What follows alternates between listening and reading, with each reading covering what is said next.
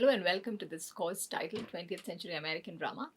So today we'll be looking at one of the most representative texts, the text which is considered as almost like a signature text in American drama, The Death of a Salesman.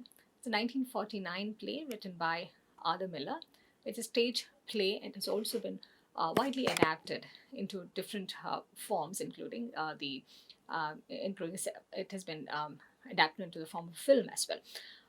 So Death of a Salesman was written at a time when America as a nation was trying to negotiate with the kind of disillusionment that they were facing as a nation about the notion of the American dream. Yeah. So in that sense, it has been considered as representative, not just in the literary scheme of things, but also in terms of understanding the cultural ethos of the nation. So Arthur Miller was one of the most important American playwrights of the period, and he has composed a number of very significant plays, such as All My Sons, Death of a Salesman, the text that we shall be looking at, The Crucible, View from the Bridge, and A Memory of Two Mondays, yeah, etc. And there are also a couple of novels that he produced, Focus and Misfits. They were also filmed in the 1960s. So, Death of a Salesman has an interesting subtitle, which is certain private conversations in two acts and a requiem. So fundamentally, this is structured as a play in two acts, including a requiem being a mass, a church mass, which is held for the repose of dead souls. So metaphorically, it also refers to a token act of remembrance. So this is largely about a number of recollections, a number of conversations which reflect not just the individual lives of the characters described in the play, but also the cultural ethos of the nation. And it talks about a certain section of the society which still has a lot to look forward to, which is invested in the future in very significant ways, but are also getting disillusioned because of the many ways in which their dreams are being let down, their dreams are being betrayed. So this play has been seen historically as a critique, as a severe critique of the American dream. But of late, there have also been other ways of looking at it, trying to see if Arthur Miller was precisely critiquing the American dream, or was he offering an alternate model to look at the American society and the cultural ethos of those times.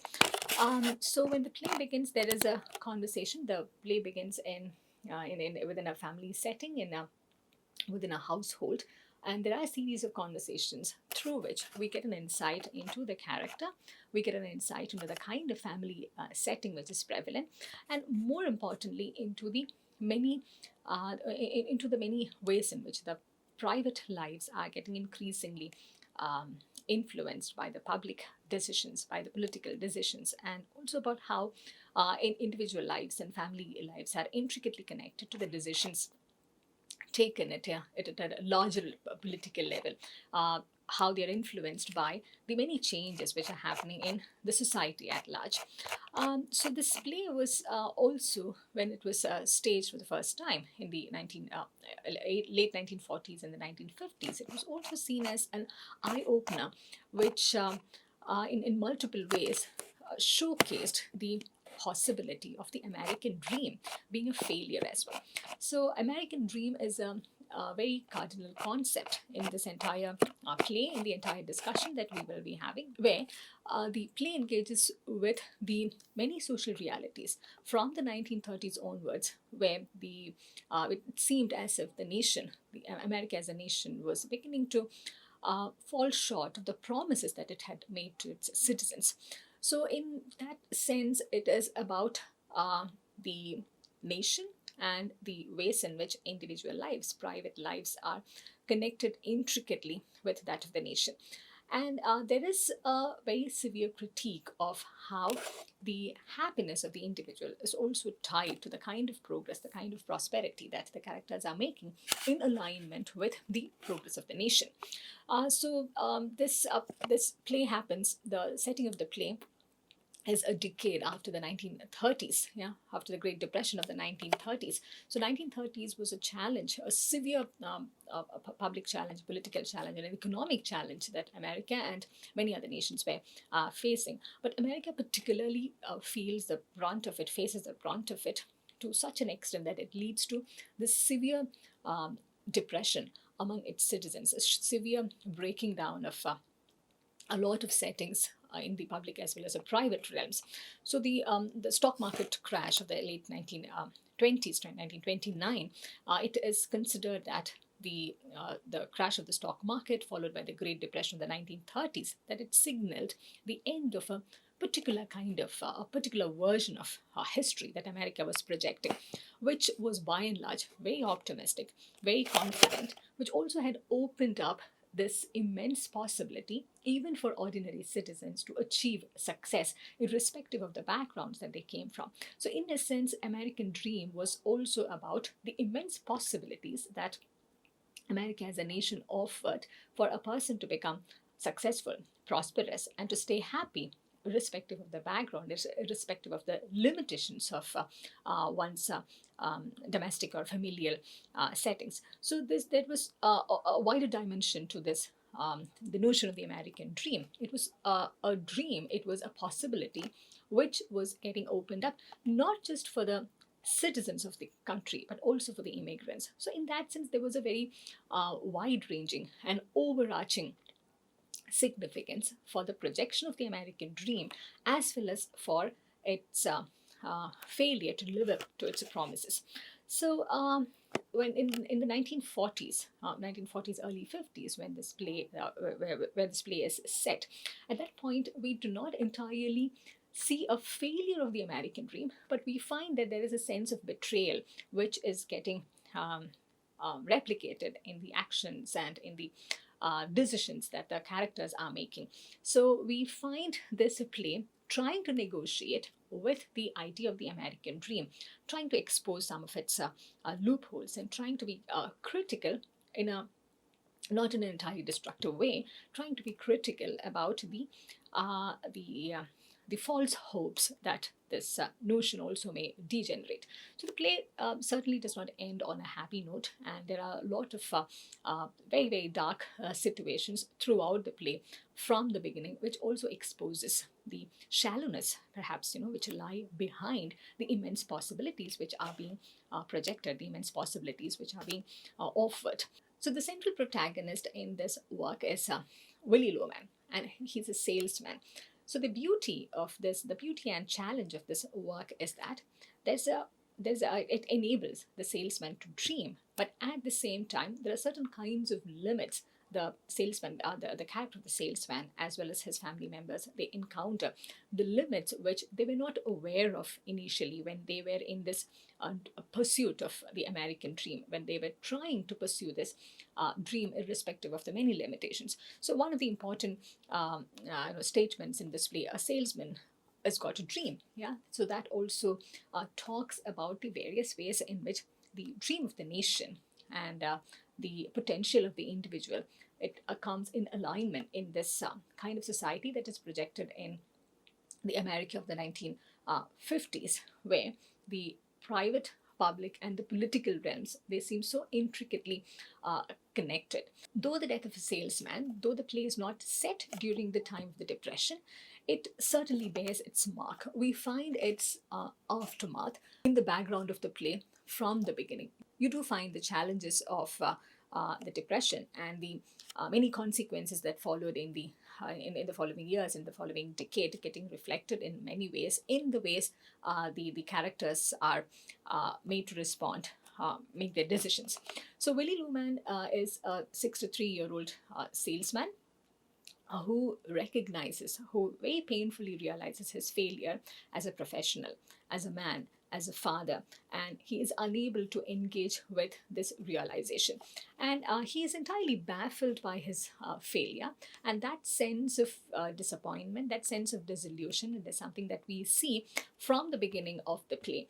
And what strikes us as very pertinent and also very tragic is the fact that Willy Loman never thought that he or his family, he or his sons will be a failure in any way. He was someone who believed in the American dream to the core, and the sense of failure is something that he is not able to accept. So, this failure, coupled with this inability to acknowledge that sense of failure, is uh, awaiting him as a person and also his family. It's something that he is unable to accept, a reality that he is unable to negotiate with.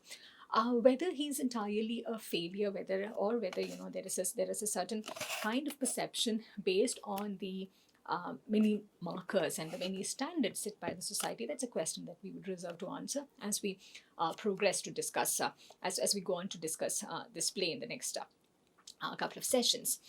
At some level, we find him constantly going back in terms of his remembrances, in terms of his comfortable memories. He seems to be going back to the 1930s.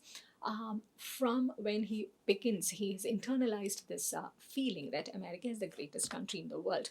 So when the play opens, we find that this disillusionment that has struck him as an individual, as a family man, and by extension his entire family, is also an aftermath of this disappointment in this nation, which he believed was the greatest country in the world. And this certainly is a belief that not just Willy Loman, but most characters in the play, and as well as the milieu in which the play is set, is entirely shares.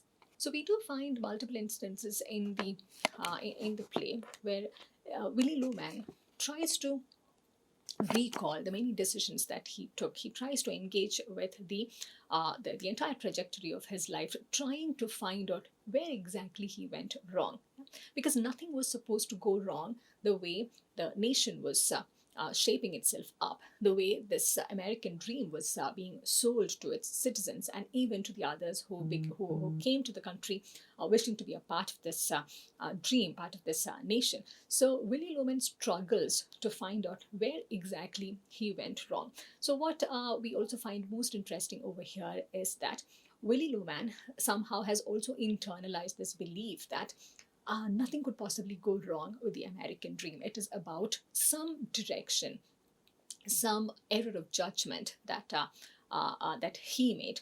So he rightfully also, for the same reason, looks forward to the next generation to give him back what he missed achieving.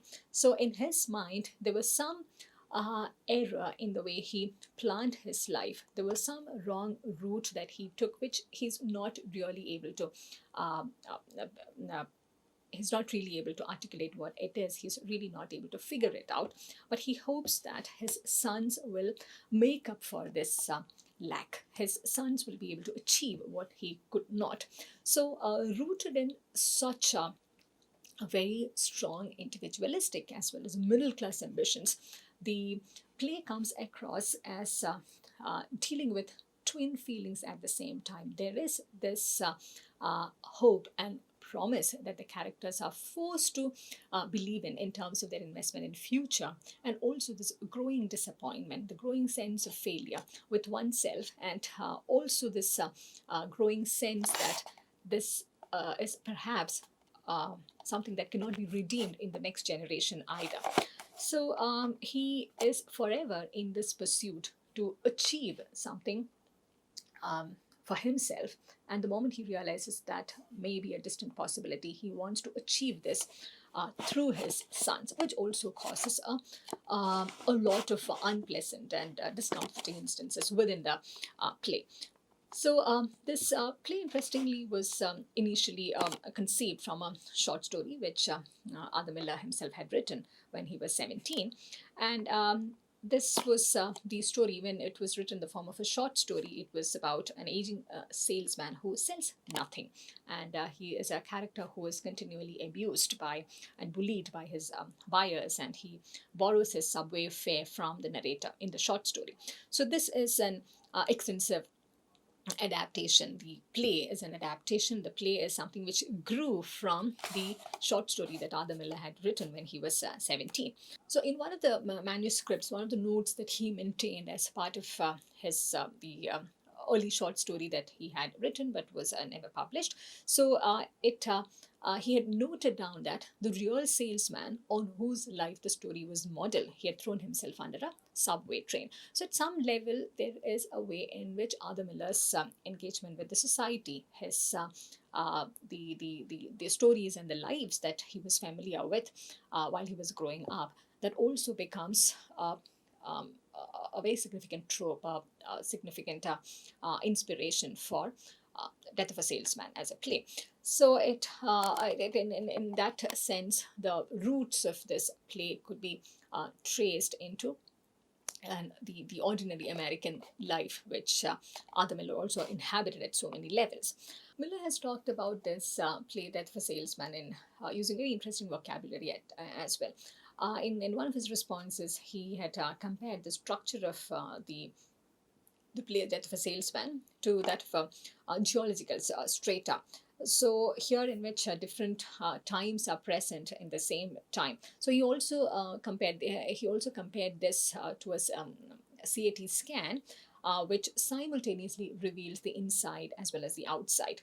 So in that sense, it's possible to notice that the way in which time and space is being engaged with, time and space are being engaged with in the scheme of this play. It is very complex, it is very interesting. It simultaneously deals with the inside as well as the outside. We also realize that even in the opening scene, which is a family scene, we find that the tension within the family is something which has seeped into the living room, seeped into the family from what happens outside. Because the moment Willie returns home from what is presumably a long, tiring work trip, the his a sense of disillusionment, his discomfort is being related to something which happened outside. So, this sense of this continual scanning, this continuous incisive critique of what happens outside as well as inside simultaneously has been part of this, has been seen as a part of this complex arrangement of the play. So the events which are staged in the play, it takes place over 24 hours, and this is a period which begins with um, timid, discouraged, dispirited man, this salesman protagonist, Willie Loman, when he is entering his own house, and there is an expression of hope for the future, but also an undeniable disillusionment of the present. So there is the unhappiness which prevails in the family, the unhappiness and the irritation, which is part of the interactions, part of the daily interactions, is very evident from the opening scene itself.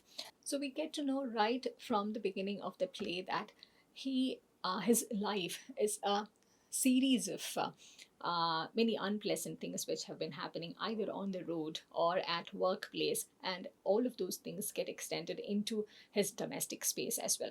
So this simmering feeling of unhappiness and disillusionment sets the tone for the rest of the play from the opening scene itself, from the opening moment itself.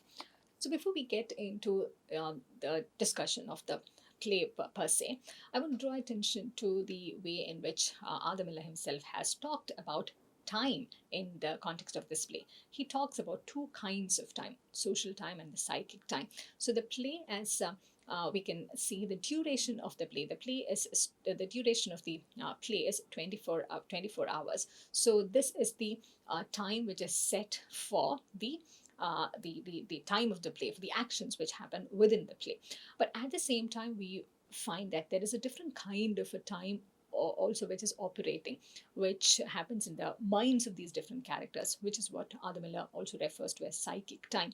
So we find that both social time as well as psychic time is in alignment with the national consciousness. It's in alignment with the way in which time has been perceived from the point of view of the nation as well, and how things have been happening in America, particularly in the context of the aftermath of this depression and the many different ways in which the American dream has been pursued. So when we talk about social time, as per Miller's own reference, when we talk about the social time, it is about the um, what happens in the public world, the tangible events and the real historical time, which provides a context for Willie's life, for Willie's family, for Willie's personal as well as public engagements. But in terms of the psychic time, it's evident in the way in which Willie's memory scheme works. It is about the many memories which keep flooding in. Also, in terms of the narrative technique, also in terms of the dramatic technique, too, it gives the audience a context to place what Billy is undergoing or what his family is undergoing. So the memories, the time frame during which the memories happen, they also play, they also function as a key to the play's effect. They also function as a key to understand what exactly is happening, not just in the life of Billy, but also in the entire milieu of the play. So, at some level, it would not be wrong to say that the past also is a vital character in this play, because as we progress through the play, we understand that the past and its relationship to the present is very vital to our understanding of the play, and particularly the character of the protagonist, Willie Loman. So, when the play begins, and as you can see in the elaborate description of the stage settings, when the play begins, it begins with the sound of a flute. Yeah?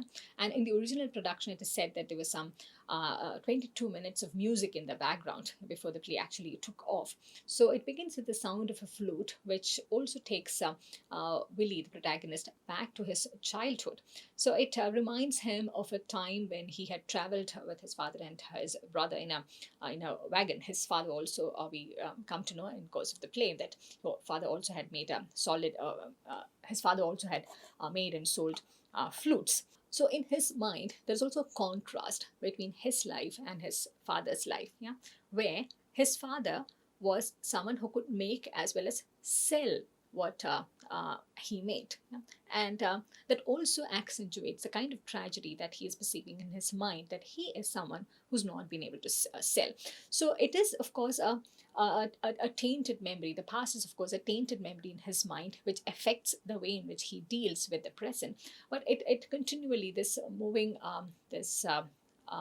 back and forth in time, and also the way in which the play straddles the two times, the social time and the psychic time, it becomes very central to the way in which we understand the play, very central to the way in which we understand how the critique of the American dream operates in this entire scheme of things. So when the play begins, this is how the setting is introduced. The action takes place in Willie Loman's house and yard, and in various places he visits in the New York and Boston of today. So there is a very real sense of place and time that we get over here. In Act 1, yeah, there is this description of the sound of the flute, which also sets the tone in many ways. And we also find that this is a way in which the sound of the flute, which could be related, later we realize, which could be related to the life of Willie Loman's father, and the way how he made and sold flutes, and how the success that Willie Loman identified over there is contrasted with the failure of his own self as a salesman. We find that the sound of the flute which is played in the background is very significant in setting the tone of this play, in terms of also connecting these two notions of time, the social time and psychic time. So we'll quickly read through this description, which gives us a sense of the setting. Before us is the salesman's house. We are aware of towering angular shapes behind it, surrounding it on all sides. Only the blue light of the sky falls upon the house and forestage. The surrounding area shows an angry glow of orange. So we find that there's a play with colors and lights over here, which also gives us a sense of the city and how the city towers over physical space as well as the lives of the individuals. As more light appears, we see a solid vault of apartment houses around the small, fragile seeming home. An air of the dream clings to the place, a dream rising out of reality. The liminal space between dream and reality is extensively explored in this play, as we will begin to realize as we read through it. The kitchen at center seems actual enough, for there is a kitchen table with 3 chairs and a refrigerator, but no other fixtures are seen. At the back of the kitchen, there's a draped entrance which leads to the living room. To the right of the kitchen, on a level raised 2 feet, is a bedroom furnished only with a brass bedstead and a straight chair. On a shelf over the bed, a silver athletic trophy stands. A window opens onto the apartment house at the side. So this description gives us a sense of the physical setting. And in this physical setting, in the description of the physical setting, we also find that there is a contrast which is being accentuated, the contrast between the towering life of the city and the smallness of the lives, smallness of the apartments which are part of it.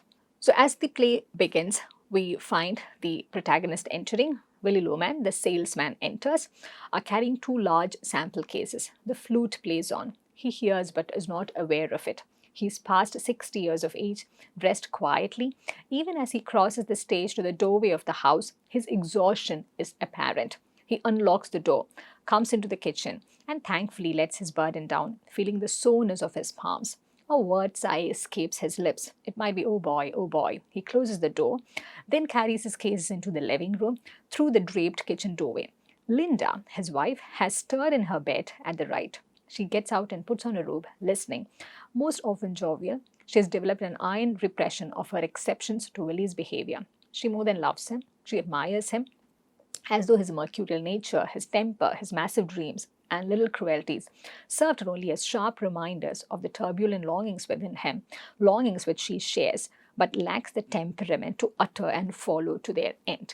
Here we find that what comes as a wedge in this family, what comes as a sore point in this family is the way in which they engage with this dream and the way in which they pursue the dream. Yeah, and more than the differences in their own individual temperaments, it is the quality of their pursuit of this dream that causes that brings happiness or causes unpleasantness in this entire setting. So having set this set the tone for the milieu of the play, having set the stage for the discussions on the play, we will also bring this discussion to an end, bring the session to an end today. I strongly encourage you to read through the first act before we proceed with the discussion, so that the play and the discussions will also make more sense to you. I thank you for listening, thank you for your time, and I look forward to seeing you in the next session.